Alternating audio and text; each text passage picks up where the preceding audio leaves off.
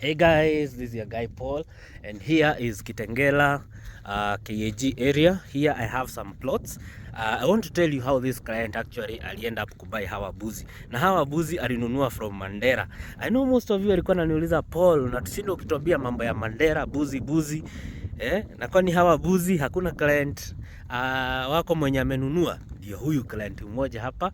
Hawa buzi actually aninunua last month, that was January. So wako na almost a month. And surprisingly kuna nyesha. Unaona kuna nini? Sijui kama unaona. Unaona ile silt.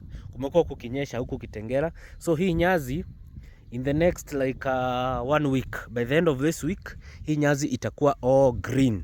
By the end of this week, hii nyazi itakuwa all green. So wale buzi unaona pale, that is 300 heads of goats. 300 heads of goats. Do you have goats? Or it's goat? Goat. Yes. Plural is still goat. 300 heads of goat. Now, this is what the client did. Na huyu ni mimi nilimuendea. Lakini wewe usinitume buzi 3.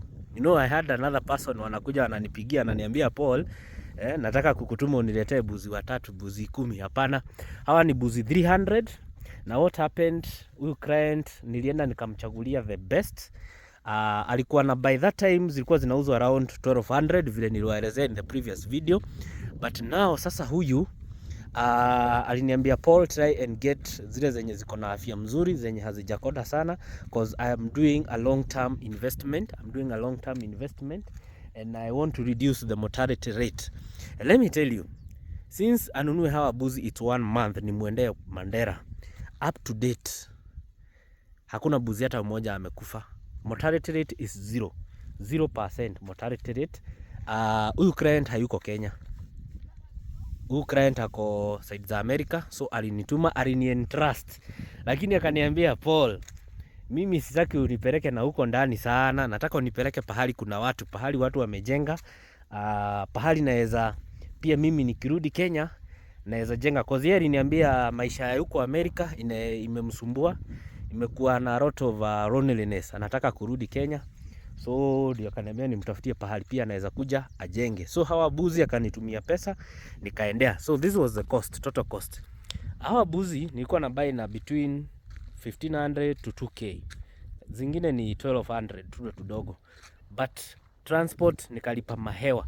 Ile miguu 10 I paid around 50,000. Kulikuwa na some other charges huko ndani za kama kajo, kulipa kajo hizo ses, hongo za polisi, unajua polisi wa Kenya hapa na pale, and so many other things. So kulikuwa na some cost, na pia kulikuwa na kazi yangu. Sikuwa niufanye hii kazi yote bure, but above all my main business ilikuwa ni plot. Nilimuuzia plot, alinunua plot 2 za 900k each, na akazilipa. Though moja hakumalizia kulipa, but nikamwambia well and good, we are going to put up a structure, na akaniruhusu tukaweka structure hapo. Na ndio hawa buzi wake ameajili 1 local. Niliwaonyesha in the previous videos, yule anatembea pale, yule ako na red. Yes, aliajili 1 local na ana enjoy, and trust me, hii journey tutaenda pamoja by December. Unaona hawa ni 300 buzi. Tulinunua males, male 10 bucks tulibuy 10, so that's like around 290 wenye ni female.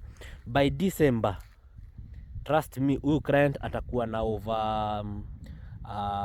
over 600 heads of gold. So by December we are going to sell 300, at least 300 ndio tunauza by December. So mkujie proti hapa 50 by 100 na kupeana 900k, ama ukuje na deposit ya 50k only.